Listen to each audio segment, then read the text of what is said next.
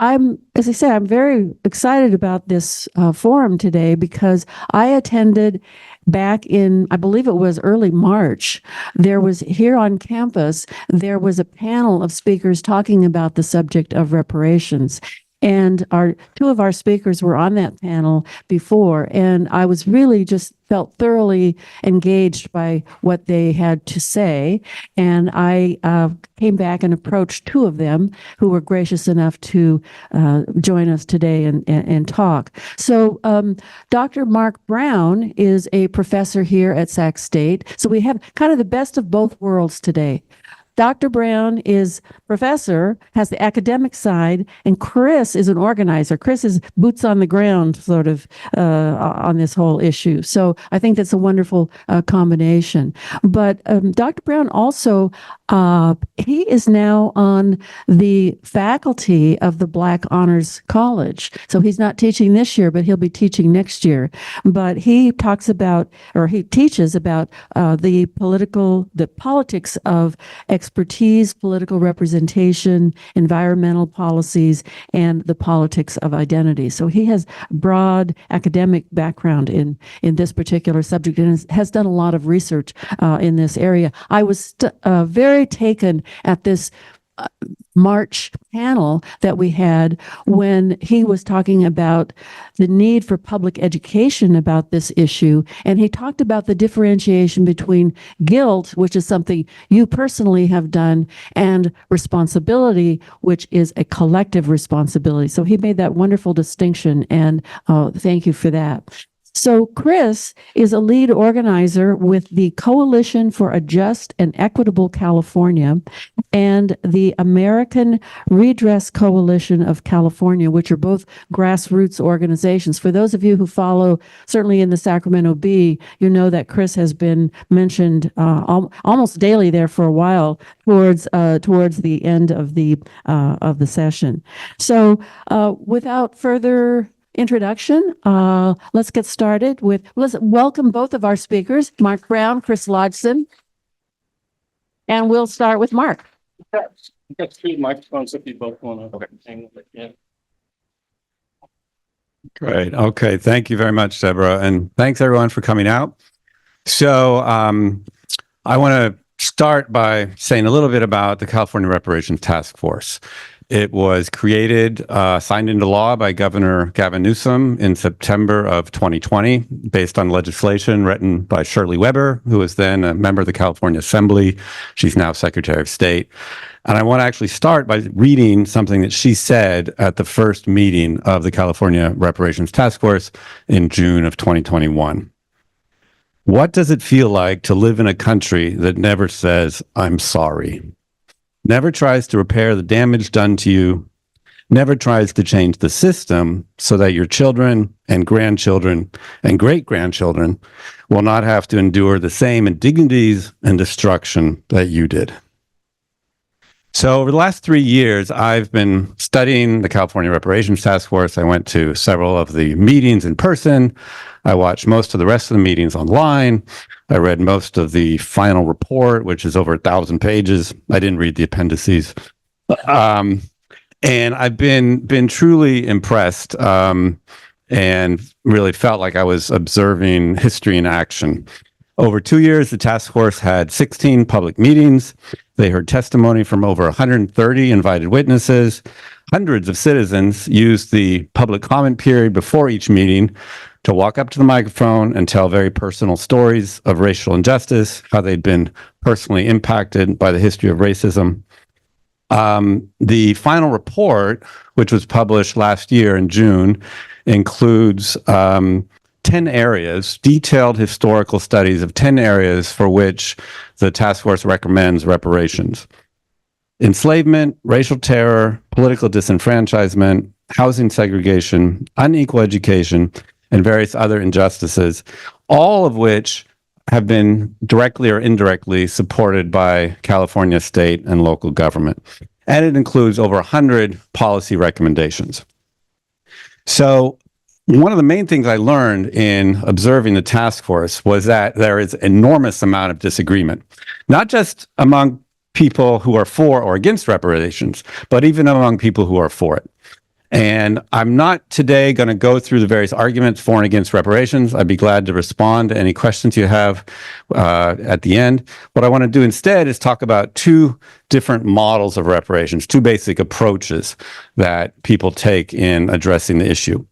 Everyone pretty much agrees that reparations should include both a material dimension involving some sort of compensation, some sort of material programs to improve the basic economic and social situation of Black people in California.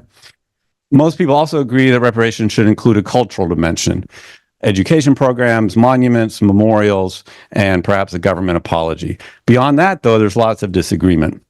Before I get into that, though, let me just quickly mention, you might guess by looking at me that I'm not someone who's going to be eligible for reparations. And as Deborah said, I think it's really important, especially for white people, to get clear about the fact that no one today is personally to blame for the long history of racial injustice in this country. That tends to be the reaction of a lot of white people when they hear the topic, and so I think it's important to put that right in front. That doesn't mean, though, that we can't take responsibility for that history. My mother was born in Germany in 1942, and growing up, she often felt very guilty for the crimes of the Nazis. And it was only later that she learned that that guilt was really misplaced. But she also learned that she could take responsibility for German history and help people to remember it today. And I think a similar attitude is appropriate with regard to reparations. Okay, now with regard to the two basic models I want to sketch. One is called a tort model of reparations. It's based on private injury law. And the other is called sometimes a transitional justice model of reparations, or more broadly, a transformational model. The transformational model tends to be more forward-looking and to focus on broad social and structural changes in society. They each offer different answers to three basic questions: why, how, and who. Why should society provide reparations? How should we do it? And who should provide it? So for the tort model, based on private injury law, the main answer to the why question is that there's an unpaid debt. Black people today have inherited a right to compensation that was not provided to their ancestors. Compensation for centuries of work done without pay, for racial violence, segregation, and all the other harms that have been visited upon Black people in this country. The compensation is for these past harms, but it's provided to people today. The how, the emphasis is on some form of monetary compensation, often individual cash payments, but it might also include restricted monetary compensation in the form of housing grants or education grants or that sort of thing. The how often tends to be targeted toward a specific group of people, leading to questions about eligibility and how to demonstrate eligibility. The goal is that specific people need to be compensated, and that tends to exclude any sort of universal programs that would benefit everybody. For advocates of this approach, universal programs that benefit all citizens might be a good idea, probably are a good idea, but they're not part of reparations. The who from this approach might be government, but it might also be private companies, corporations, private donors. It could even be private individuals, could even be individual white people. There was an episode of the television show Atlanta a couple years ago, created by Donald Glover, that sort of presents a fictional scenario where the courts have decided that individual Black people can take individual white people to court and sue them for reparations. And there's this middle-class white guy, a little bit clueless, and there's a knock on his door, and a woman says, "Hi, I'm Shaniqua Johnson of the St. Louis Johnsons. Your great-great-grandfather owned my great-great-grandmother and father, and you owe me money." So that's kind of the tort model on steroids. The transformational model has some overlap, but it's also a little bit different. For the transformational model, the why question, the justification, is that there's continuing harm today on Black people caused by this long history of racial injustice. This history has lingering effects that are the primary explanation for all the disparities we see in housing, education, healthcare, wealth, and many other areas.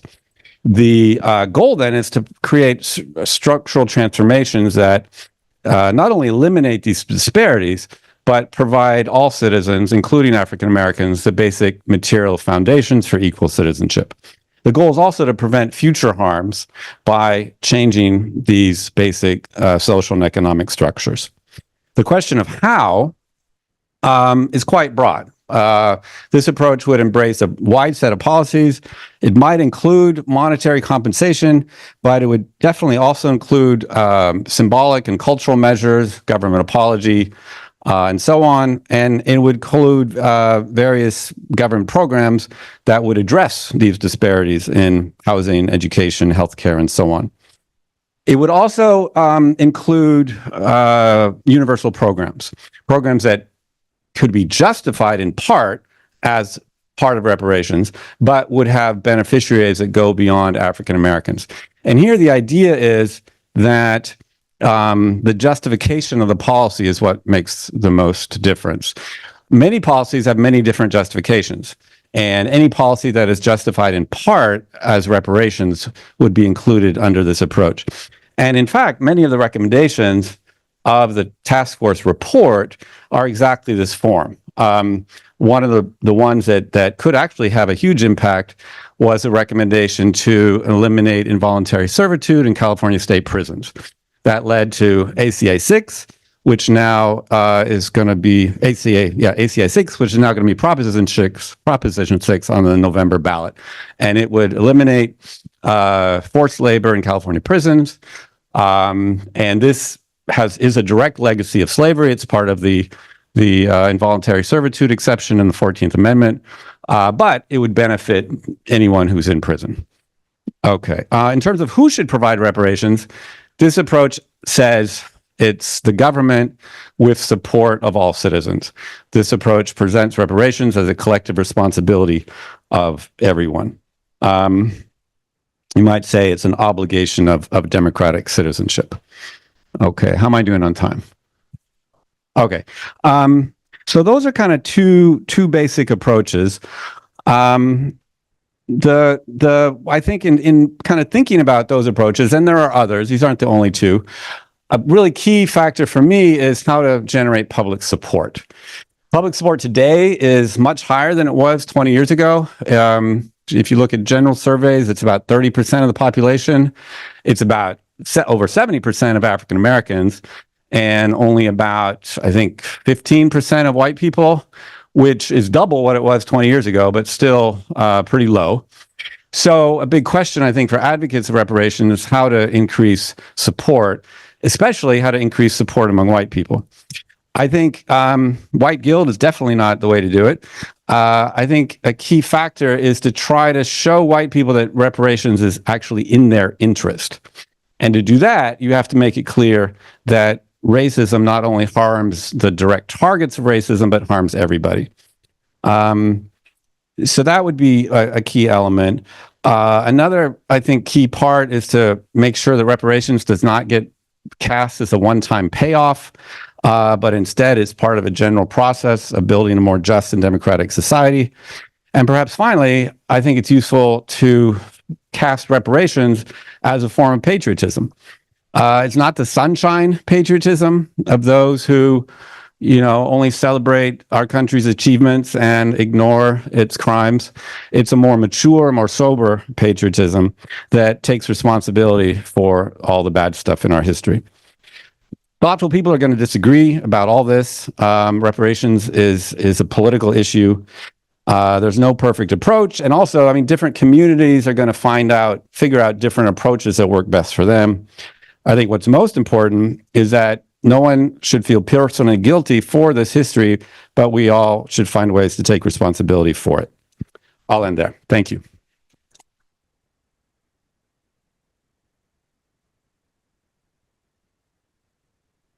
This thing on? Yes, it is. So I'm gonna try to stay in the range, but that's gonna be tough. Just gonna keep it real. That's gonna be tough. So as mentioned, first of all, thank you, Mark. Appreciate that. And it's been a pleasure now being on a couple panels together, 3 to 5 months apart. And I always appreciate your thoughtfulness. I always appreciate your scholarship on this. And I also always take lessons from what you're saying. And thank you all for being here. So Chris Lodgson, again, I'm the lead organizer and advocate with the Coalition for a Just and Equitable California.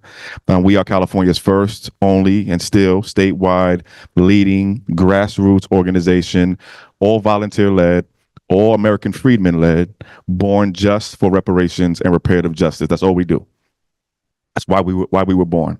In 2019 and 2020, we had the privilege of working with Secretary Weber, as Mark mentioned, back when she was in the Assembly as Assembly Member, Dr. Shirley Weber, to help write the final version of the law that created the California Reparations Task Force. So we actually helped write the final version of that law. There are parts of that law, I think, that actually speak to some of what Mark was talking about around who should be eligible, et cetera. We actually helped write language into the law that specifically said this is specifically about African Americans who are descendants of persons enslaved in the United States. After we helped write the final version of the law, we then worked with Dr. Weber and Secretary Weber, rather, for several months after that to help get the bill passed. So we went to every single hearing.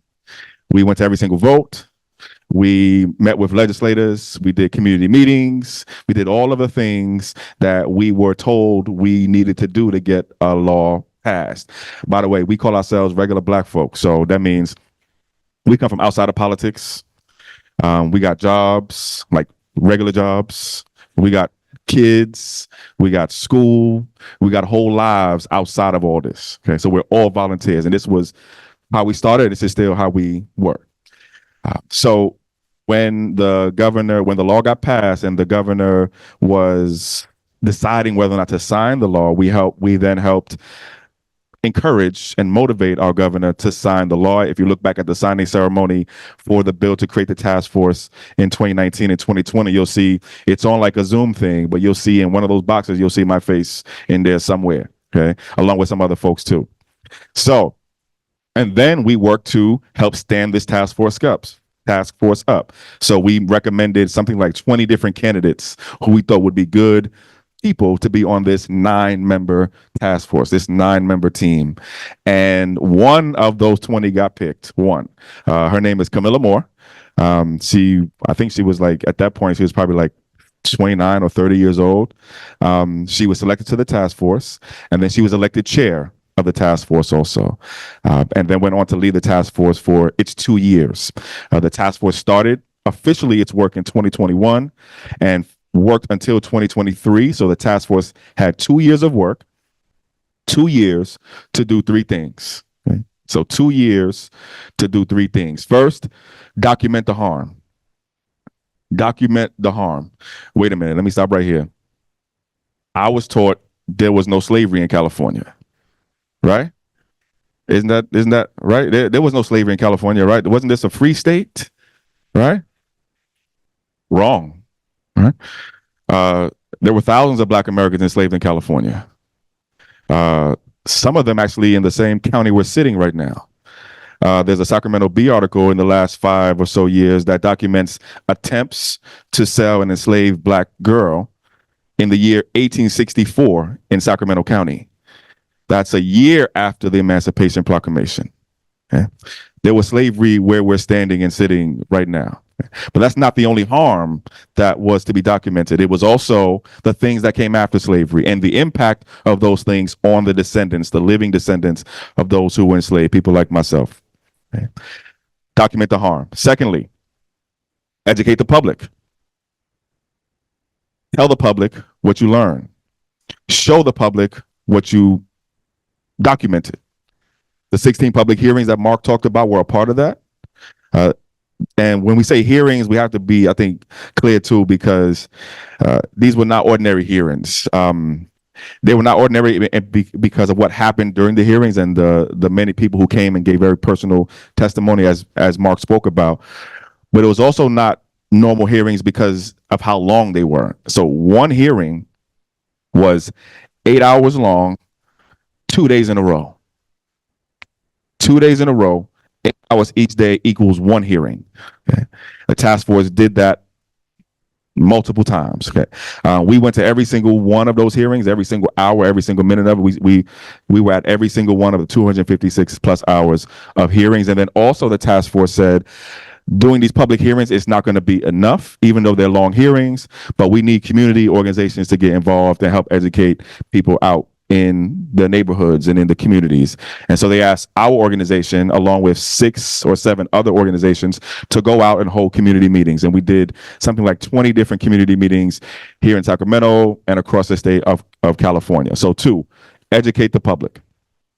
3, and this is where we get to kind of close to where we are now, and that is to make recommendations.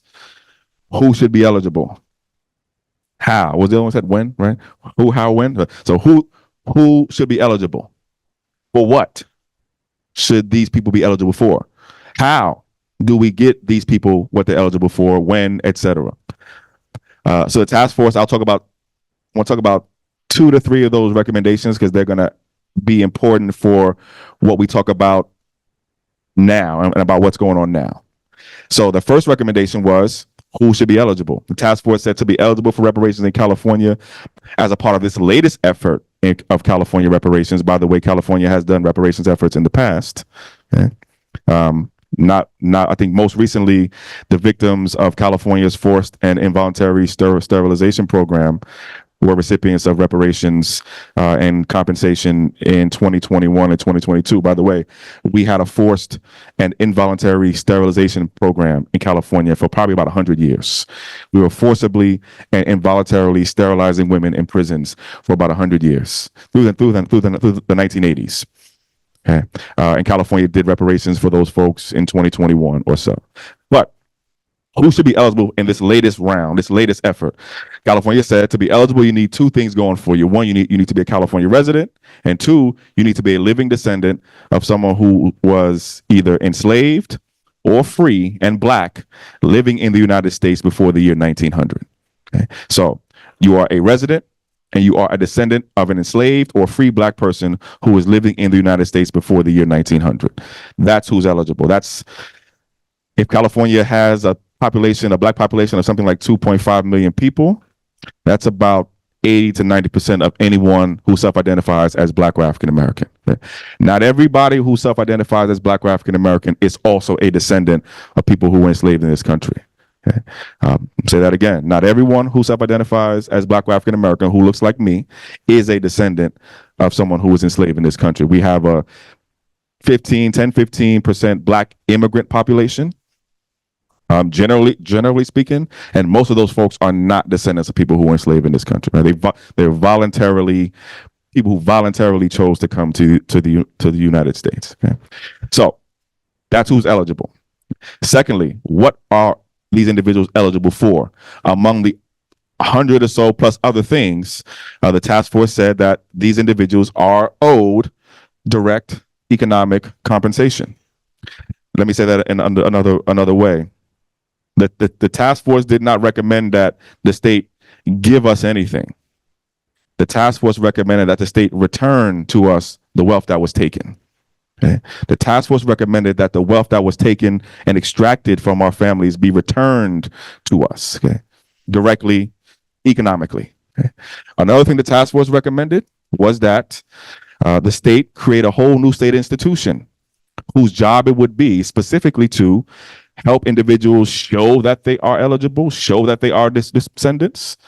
How do you know that you are a descendant of someone who was enslaved in this country? I mean, I've only heard stories from my parents, from my grandparents, et cetera, et cetera. That's enough for me, but that's different than being able to demonstrate that for direct compensation for other kinds of reparations things. Okay? So the state task force said the state needs to create something called the California American Freedmen Affairs Agency, whose job it would be to help individuals verify their eligibility and then help to distribute reparations. So this would be the place you go, or we go, to apply for reparations, to show that we're eligible, to get our claims and our payments processed. Right? This is what you think of as the programmatic infrastructure. You really can't do it without that. Every other group that we looked at, and almost every other group that we looked at, and almost every other group that the task force looked at and studied, showed that there was some kind of programmatic, some kind of governmental infrastructure set up to do all of the things that they wanted to do. In the case of our Japanese American brothers and sisters who were mass incarcerated and interned, the Office of Redress was set up specifically to help them get their benefits.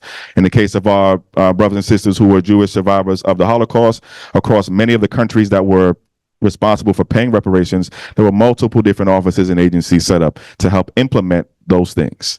In the case of our indigenous brothers and sisters, there is the Bureau of Indian Affairs and the Office of Tribal Affairs, etc. There's always some kind of systemic governmental institutional infrastructure set up. And so the state task force said, California creates something called the California American Freedmen Affairs Agency, modeled after the Freedmen's Bureau, but way better, right? And not to be sabotaged and stuff, to do all of these things, to implement all of the other things. Okay? The task force also recommended that these efforts be funded. And so one of the other recommendations was to fund all of these things. And there's probably going to be questions about how do we fund all of these things, right? But the task force recommended that these efforts to be funded. And also the task force recommended that those who had property taken, those who had land taken, those folks be eligible for the return of that land or that property. These are 3 or so recommendations among the 100 or so different recommendations of the State Reparations Task Force. Okay. So the task force had 2 years to do those 3 big things. The task force finishes their work in late June, early July of 2023, puts together that 1,000-page report that Mark talked about. And in that report is all of those things. The task force then hands that report over to the governor, to the state senate, and to the state assembly and said, we are an advisory body, but you are the lawmakers, you are the policymakers. Take these ideas, take these things and make policy and make law out of them. The governor's office, the state assembly, the state senate, and at that point also the California Legislative Black Caucus, right, which represents the Black senators and the Black assembly members across the state. They take all of those recommendations and they start working on policy. Okay. January 2 of 2024, sometime in January of this year, there were something like 18 different bills introduced at the state level based on one or more of the recommendations of the State Reparations Task Force. Okay. One or more of the recommendations. Now, as an advocate, as an organizer, we took a look at those bills, we took a look at those policies, and to be quite frank, we had problems with many of them. Okay. This actually gets to some of what Mark was talking about earlier. If you look at some of the policies in those bills, to us, clearly, most of them were not reparations. Okay. Partly because of some of the reasons that Mark talked about. So many of the policies in those bills were actually things for everybody. Okay. Things for everybody, like an extension of the Crown Act, right, which I'm sure if some of you are familiar with the Crown Act, it's a law to help folks be able to wear the kind of hair that they want to wear without facing discrimination at the job. Okay, that's a good idea. It's a good idea, even though it won't help me that much, but that's still a good idea. Okay, but it's not reparations. Okay, things like trying to bring back affirmative action in California. May or may not be a good idea, depending on who you talk to. To us, clearly not reparations. Things like, as Mark said, which is an effort that we actually supported, stopping involuntary servitude, forced labor in California prisons. Good idea. Not reparations. The bills that we thought were close, or at least got us toward reparations, were bills like the bill to create the California American Freedmen Affairs Agency, Senate Bill 1403. Yes, we need that bill. You can't do anything else without that. So yes, bills like Senate Bill 1331. That was a bill to create the California Reparations and Reparative Justice Fund to help fund reparations. So it would create a fund in our state treasury, or in our state budget, for the support of current and future funding for reparations. So yes, we can't do this without funding. So yes, we need a state fund. Bills like Senate Bill 1050. This is a bill to create a pathway for individuals who had their property and their land taken from them to have that property and land returned to them. Yes, that's closer. That's closer. Bills like Senate Bill 1007, which would have provided home ownership grants for descendants of people who were enslaved in this country. Closer. Bills like Senate Bill 1013, a bill to provide property tax rebates to descendants who own property or rented property. Closer. Okay, closer.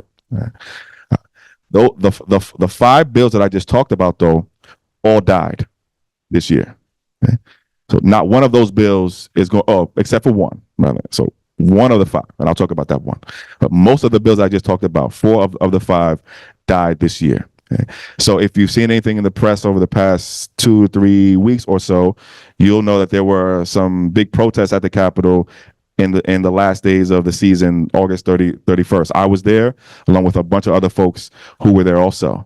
And we were there because we were expecting first for the bill to create the state agency, the bill to create the state fund, the bill to authorize the return of property to go to the final vote and get to the governor's desk. The days that those bills were supposed to go to the governor's desk, the California Legislative Black Caucus decided not to let those bills come up for a vote. And we were, I want to say outraged is an understatement. Outraged. Okay? And we heard all kind of rationales and reasons why. I'll tell you quickly here, my experience. We're sitting in the assembly chamber on the Wednesday of that last week. We were told the bills were going to come up for a vote that day. So we're up there, we're getting ready to celebrate. We heard no problems about these bills all year. We won in every single committee for 7 months. Everything's good. One of the staff members comes upstairs and asks me to step out of the chamber and says, "Chris, we have a problem. The governor has threatened to veto these bills if they come to his desk. He wants amendments. The senator said no. And so the governor and the chair of the Black Caucus is going to hold these bills and not let these bills come up for a vote." So we are panicking. That's Wednesday. We asked, what are the amendments that the governor wants? The amendments that we're told about are, to be quite frank with you, insulting.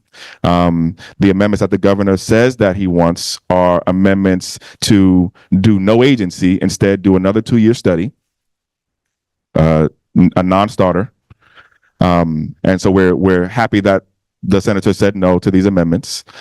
And then at that point, we're told that there's supposed to be a meeting of the Black Caucus to decide whether or not they're going to call the governor's bluff and put the bills to his desk or hold the bills. The Black Caucus meets, they decide internally by Friday to hold the bills. And then Saturday is the day that you see everyone up there. Okay. So that is what was in the press over the last several weeks. And I want to pull this out as a point here because part of the process and part of where we are in the reparations process now is in the process of making policy, is in the process of actually making reparations law. Okay? And this is probably the hardest part, if you ask me, the hardest part of the work. What we do know, though, is that the bill to create the agency, or at least the policy to create the agency and the policy to create the fund, we do know, or we do expect, that these policies will be reintroduced sometime early January, sometime early next year, and that we will have another shot at it. Okay? But I'm going to wrap up here. One thing that we're learning, again, folks coming from outside of politics, just learning about the political process. We were. I was telling our team, it's one thing if, we go up for a vote and we lose. Okay. Yeah. But it's another thing when you don't even get a vote. And that's what happened. At a certain point that day, while we were up at the Capitol, stuff is going viral online. People are seeing it. So some of the Republicans started to see what was going on in the assembly. And one of the Republicans, Assemblymember Bill Asaley, came out and said, "Hey, what's going on? Why are you guys out here?" And we said, well, they are holding our bills. They don't want to call a vote. And he says, I don't support reparations, but I think you deserve a vote. So Mr. Aseli then tries to pull up and bring up one of the bills, and then he's blocked from doing that too. Okay, and so what that did was it opened up a door. Fox News picked it up that same night, ran a story, and was telling Black folks to stop voting for Democrats because of what you see going on in California. Okay, so all that's happening right now. Okay, as I usually say to our team, and I'm saying to you all too, we are closer to reparations than we've ever been. Okay? Even with what happened at the Capitol over the past several weeks, even with what happened this year, we are still closer to reparations than we've ever been. Okay? So I want to stop there. I guess we're gonna take some questions after that. Ooh.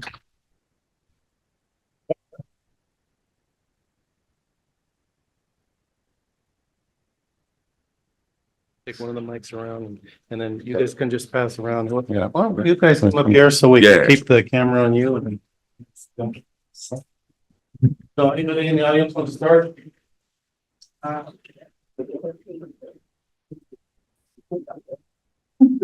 you'll have to answer with the mic.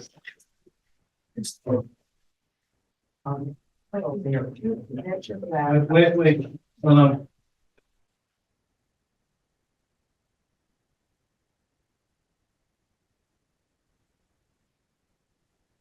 Thank you. That was very informative, and I learned a lot. I really didn't know anything about reparations except for money that could possibly be paid to Black people who were former slaves or their descendants of them. So thank you very much.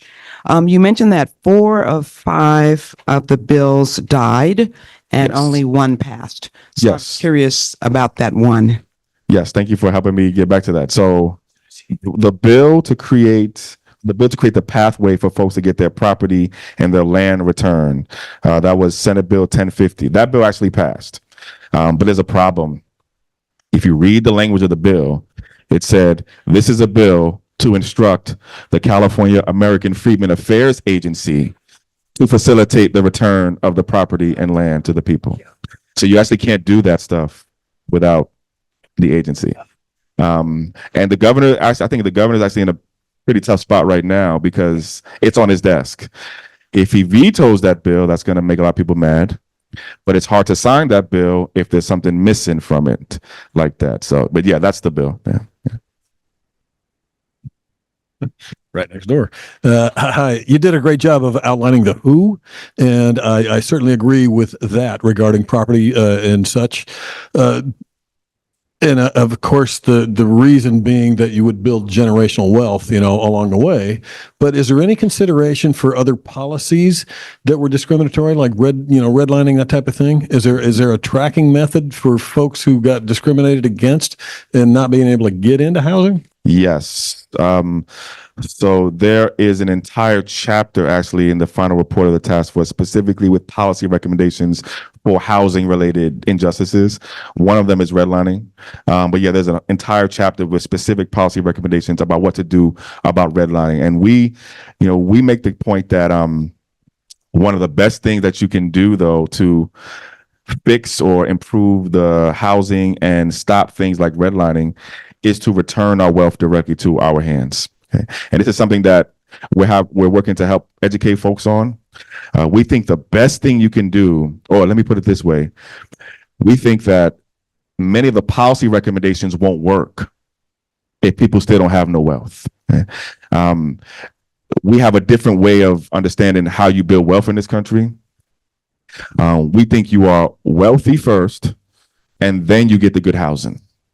Then you get the good education. Then you get the good healthcare. We think actually that's how the real world works. But the policy prescriptions are more like you get the good healthcare, then you get wealthy. You get the good education, then you get wealthy. You get the good housing, then you get wealthy. We think that's backwards. But yes, there's an entire specific chapter specifically about that. Yeah. Excellent. Thank you. So I'm thinking about our friend's father who got a $20,000 check, Japanese American that was interned in California. And he's one of 82,000, I was just reading, because, Google everything, right? That got a check. And it took about a decade to do that. So why is this so complicated just in California? And rightly so, we gave money to Japanese Americans that were treated so poorly. But what about the African Americans who were treated so poorly? Why is this so complicated? It's a loaded question.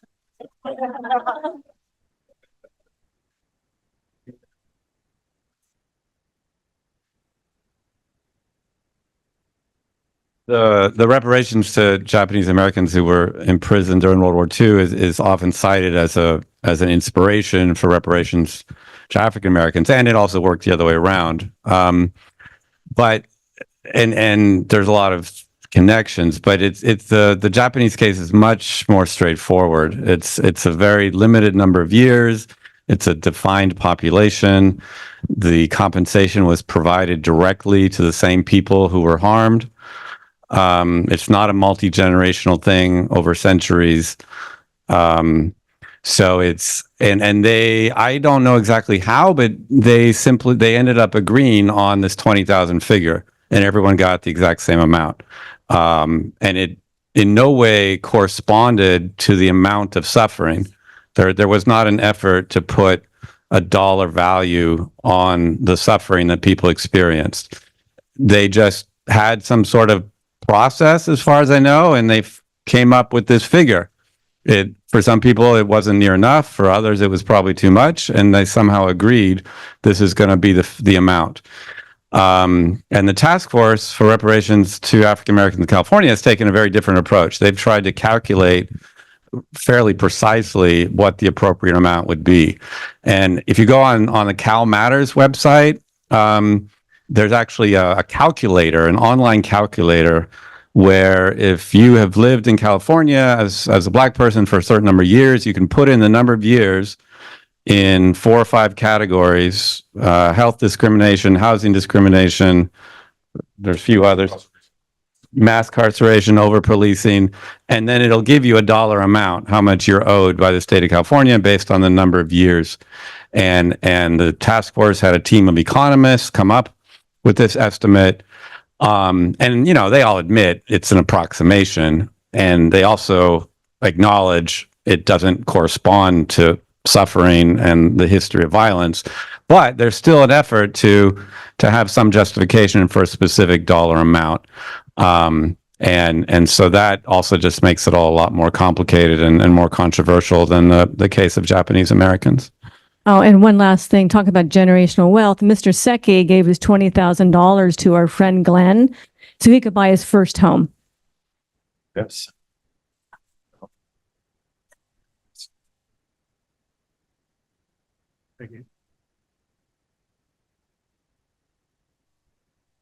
Is it my turn? Am I on?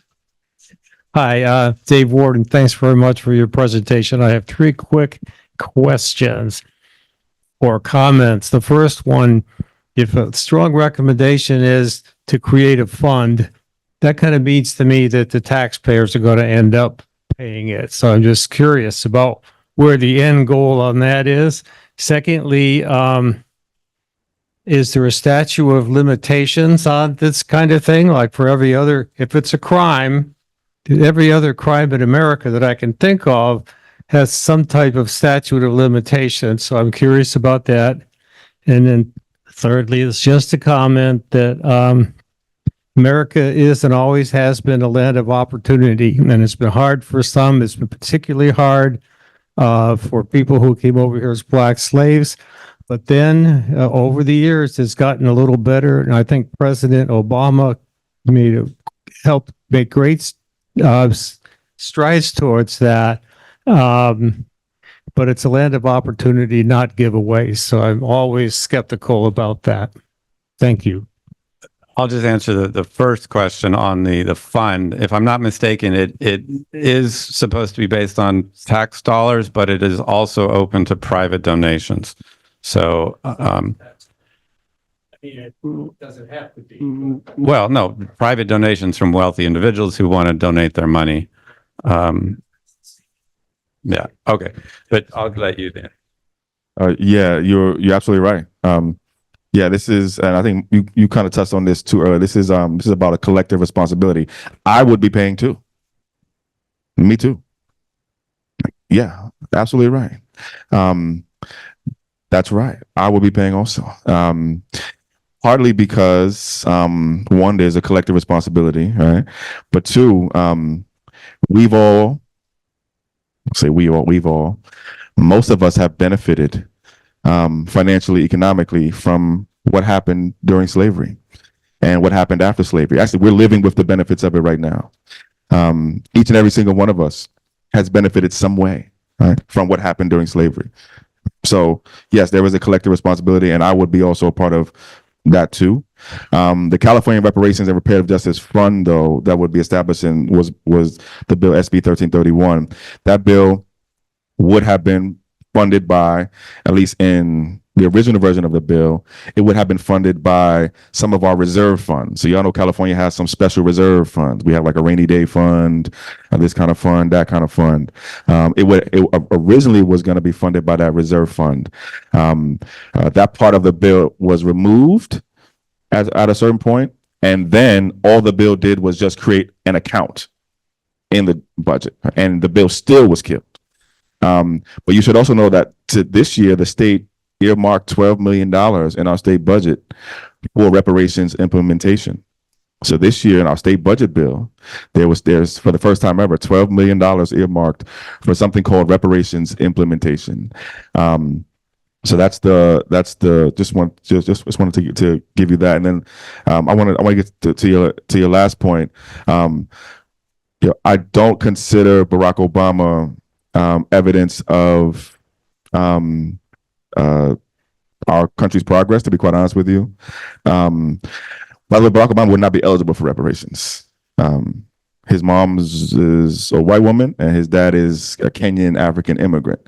He is not a descendant of someone who was enslaved, and so we're not from the same community. Even though we look alike, kind of, some sort of, a little bit taller, but we're not from the same community, right? So I just wanted to point that out too, and I wanted to get the other one too, but I want to, out of interest of time, I want to go to the next one. Yeah. I just have a short comment. Very good presentation. I would like to have everybody see this kind of thing, face to face with people that have experienced it. I recently finished a book about World War II. My dad was in the Navy in World War II, and I was stunned at the end of that book to read that the GI Bill was not offered to returning Black veterans. And they were also not offered the housing assistance to buy a first house after World War II. There have been so many policies that have blocked opportunities. And I'm just really glad to see this getting off the ground. Thank you.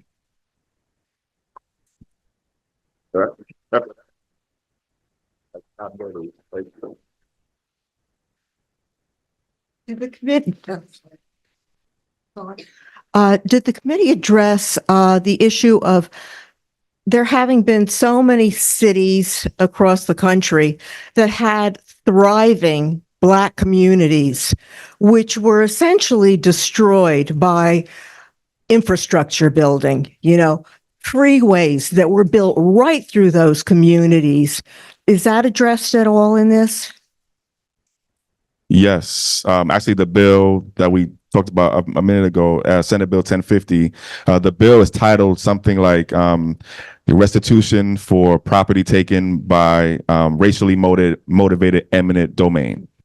And eminent domain has been a very important tool to do what you just described. And so that bill was specifically about returning people's property, returning people's land for things like that, or if the rightful owners of the property did not want that property back, or if the property was no longer in state hands, then those folks would be eligible for direct compensation at the fair market value of that property, and they could take that check and do whatever that they want with it.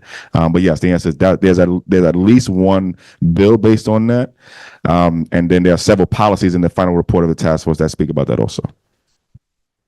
Just add that the task force has a excellent chapter on housing, and it includes a section on urban renewal. And it's really a shame that the report is not available as a book to purchase. I was told there's various legal issues, but it is for free online, and it's easy to read. It's very well documented, and it's a good source to read up on those kind of issues. If you Google California Reparations Task Force final report. And it's on our website too, cjec-official.org on the report section. And to your point too, we just learned over the last week, the California Department of Justice and the California Black Freedom Fund are working together to develop a curriculum based on the final report of the task force. So that should be coming soon. I was just wondering, were you confident that you had the sufficient votes for your final vote? And my other question is, what's the speculation on the governor's motivation? Was it cost? He apparently wanted the bills watered down. Yeah. And Yes. So yes, we were confident that we had the vote. So we did our own vote count. Senator Bradford's office, who's the senator who introduced the bills, did their own vote count. We were expecting something over 50, 60 votes. So, you only need 41 to win. We had, more than enough. Evidence of that is one, we had unanimous, at least party line Democratic support for the bills in every committee since January, with no one expressing any concerns. We even have Republicans vote for some of these bills also. The bill to do the property return that passed 72-0. So that's all 62 Democrats and 10 Republicans voted for it too. Yeah. Which I've never seen that. It's very, very rare, especially with something with reparations on it. So we were definitely confident. And then what we were hearing from the governor's office those last days, by the way, it's the last days of the season, right? So like normally you do amendments through the committees month over month. But this was literally the last 72 hours. So we thought that was very, very bad. But what we heard from the governor's office and from the Department of Finance was that they were concerned about costs, specifically for the agency. We got estimates of something like $3 to $5 million per year to run the agency. That was the price tag that they put on it. But we thought that was fine because we had $12 million already set aside. So that's at least 2, 3, 4 years of, funding there too, but it was cost. That's what we were hearing. Okay, we're running out of time, and I've got a couple questions on the Zoom audience, but I think we probably only have time for one more.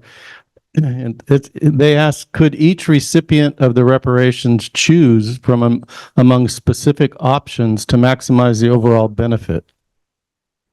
Thoughts on that? That's what I would like to see, actually.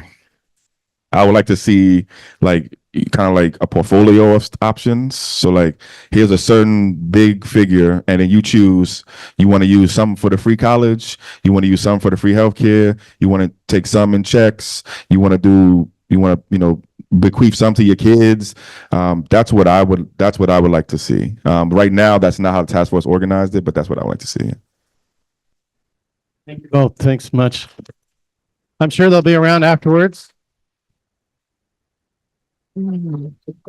Well, thank you, Mark and Chris. This was a really wonderful. Can you hear me? Yeah. Okay. Wonderful and enlightening presentation. We'd love to have you back. We'd love to have you back in maybe about a year and see how it goes for the next legislative session.